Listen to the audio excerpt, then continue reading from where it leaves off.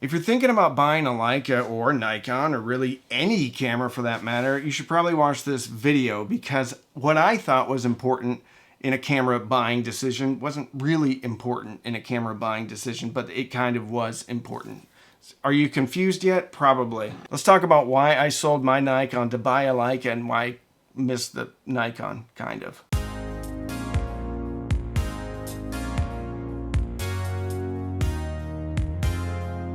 In this video, we're going to explore together what even led me to buying that Nikon and then the Leica. A comparison between the Nikon ZF and the Leica Q3. Why the Nikon ZF was actually better than the Leica Q3 for a few things. Why the Q3 is better than the Nikon for a few things. And what I learned about really what I should be prioritizing when buying a new camera. And it surprised me.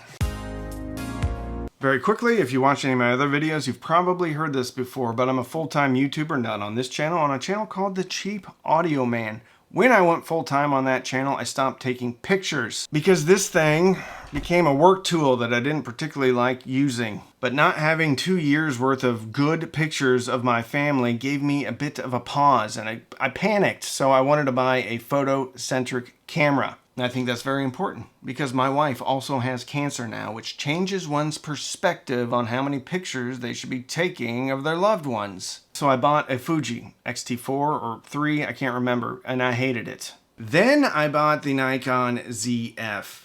And I loved a lot of things about that camera. But I wanted a Leica Q3. But it was sold out everywhere and it was gonna take 2 months, and I like instant gratification because I'm a child. So I was on a press trip to Italy and I was there with a few guys that shot on Leica. They loved Leica. And they told me, we're going to the Leica store in Rome.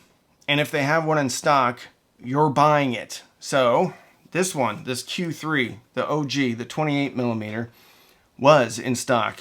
So I bought it. And even though I liked the Nikon ZF, I didn't need the Nikon ZF. So I sold it. But as I've used the Q3 even more, certain things about the Nikon that I really miss.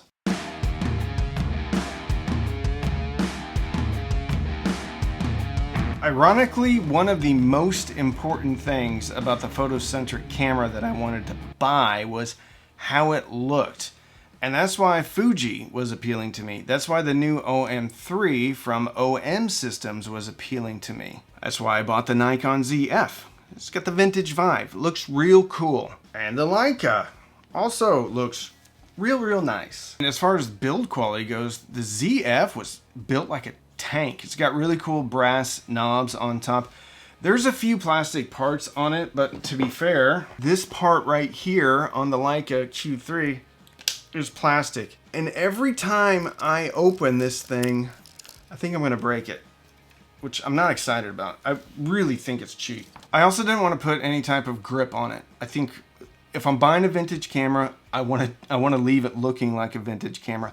I get it. People put grips on cameras all of the time. I'm just not going to be one of those people. The ZF had just a little thing to grab it right here. And while it wasn't perfect, it was workable. I don't care about ergonomics. I care about how it looks and that it makes me want to take pictures.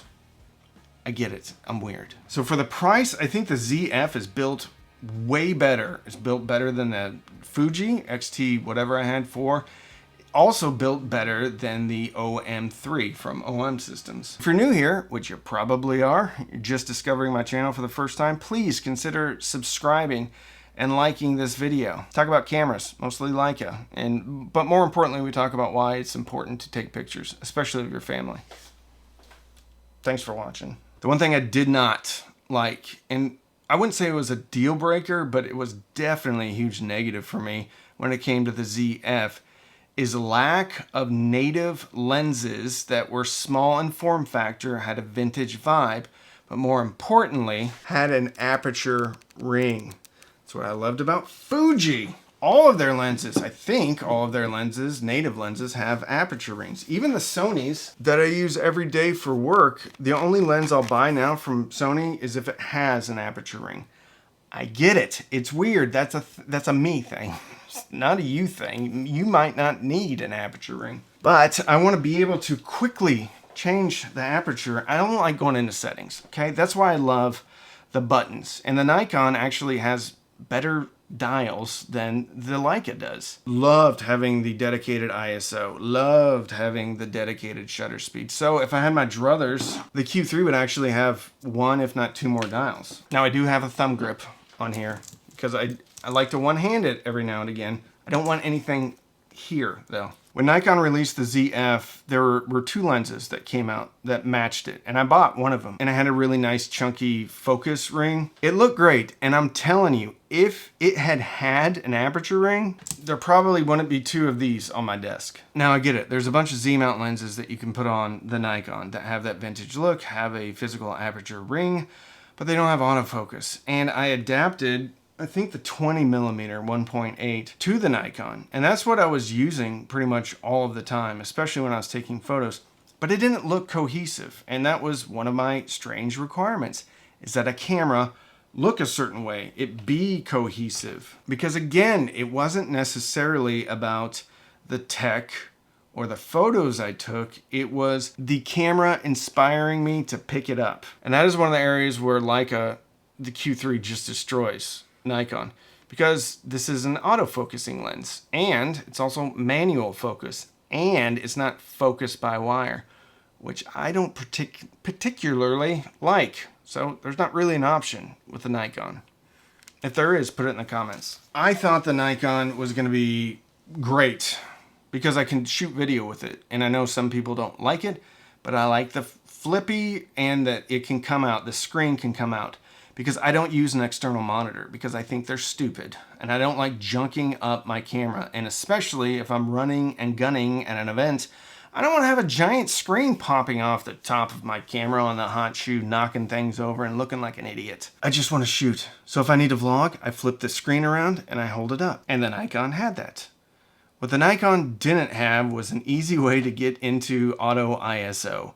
You can do it, but it takes about 4 steps through the menus. If I'm putting this Sony into auto ISO, I just turn the knob, and after it goes below 100, you're in auto. If I want to put the Leica into auto ISO, hit this button, go down below 50 or 200, and I'm in auto ISO. And if things are too bright, I just use exposure compensation.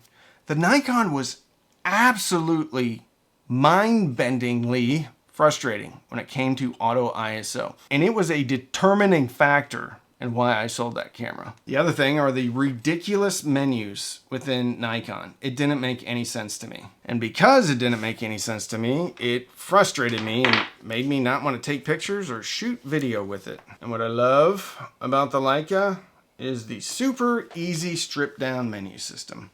The other shockingly frustrating thing about Nikon in video mode is there was no exposure meter. I kid you not. I looked and I looked and I looked. I went on forums, and the only thing that you could do was put up a histogram for video. And I can't fathom that. I've never had a camera that didn't have an exposure meter in video. And if it does, I couldn't find it because of the terrible menus. Maybe there's been a firmware update. I don't know. What I do know is that I couldn't use it for video. I mean, I could use it for video, but I had no guarantee that it was going to look good. No guarantee that I was going to expose the scene correctly, and the images looked good, the footage looked good. I couldn't use it because that was kind of my get up and go camera. And in here, I have stable lighting. It's not going to change. So I could use it in here, but outdoors, I need an exposure meter. I don't think that's asking too much, Nikon. The autofocus on the Nikon, really good, very sticky. The tracking was good. Again, the menus were a bit of a pain to kind of figure out where everything was at, but that would take care of itself if you just spend enough time with the camera. It's better than the Leica, the autofocus is, but the Leica is way better at manual focusing because, well, it's not focused by wire. So if you're really into autofocus, then the Nikon ZF, probably the choice for you. The sensor was also a bit of a determining factor in which camera I kept. I think the Nikon is at 24 megapixel, and it's great. I shot a bunch of great pictures. And for video, I thought it was fantastic. But having the, whatever it is, 61 megapixels of the Leica Q3, there's a lot more freedom, and I'm not worrying about having the perfect lens on the Leica, well, because I can't change it. On the Q3, the 28mm version, if you crop into 35, you're getting 38.6 megapixels, and if you crop into 50, 18.9 megapixels. 28, 35, and 50, you're getting a ton of information that's really going to be on par with the Nikon, depending upon what lens you have. But at 35, you're getting 38.6 megapixels. And if you have the Leica Q3 43, at 60 millimeters, you're getting 31 megapixels. 75 millimeters, you're getting 19.8 megapixels, and then 13.7 at 90. 43, if you're shooting things a little bit further away, you got a lot of freedom to crop in. And I've already touched on it, but one of the major requirements for my photo-centric camera was that it made me want to grab it and shoot, use it. And the Leica is way better at that than the Nikon. Now, maybe for the wrong reasons, because there's something special about a Leica. I get it, the brand recognition, whatever, how it makes me feel when I'm using it, that this is a bit of an aspirational product. So every time I grab it, it kind of represents the hard work that it took to buy this camera. And some people might not find that important at all, but I do. Makes me want to take pictures. None of the reasons I just talked about may be important to you. And price may be the determining factor, which I totally understand. And the Nikon ZF is a good camera. It's just frustrating in some aspects. It's so good, in fact, that recently they were on sale. And I almost bought that. I almost bought another one. I almost bought another ZF because I'm a child and I like buying cameras. But once again, the determining factor was the lack of native lenses that looked good and cohesive on the ZF that had an aperture ring. They don't make one. If they made a small 35, small 50, small 28 that had an aperture ring that looked really good on the ZF, I would buy it today. So what's the takeaway? For me, the handling of the camera and how the camera makes me feel, the lens, especially how the camera looks, way more important than the speed of autofocus or the ability to change out lenses or even the price, really. And I get it. I understand the Leica is very expensive, and I'm very fortunate to have my Leicas. I also do this for a living, though, so these can be written off as a business expense. Kind of the reason why I even started this channel. Just kidding. I did it for other reasons, too. Fuji is the closest system that would check almost all of these boxes. But their menus and the autofocus was a bit of a deal breaker. If Fuji had a lens that wasn't focused by wire, does Fuji make a native lens that's not focused by wire? Anyway, if they had a lens that wasn't focused by wire and they had really good focus peaking, that would be real nice. But their autofocus is terrible. So these are the reasons why I ended up with the Leica. What are your reasons? So when you're considering buying a camera system, what is the most important thing for you? But I think a cooler thing is if you bought a camera that you thought was going to be great and then you got it and you just hated it. Put that in the comments because I really want to read about that. If you like this video, why don't you check out a video I made about comparing the Leica Q3 43 to the Leica Q3 28. I have like 7 of those videos. Just kidding. I have 4, maybe 5. Thank you so much for watching.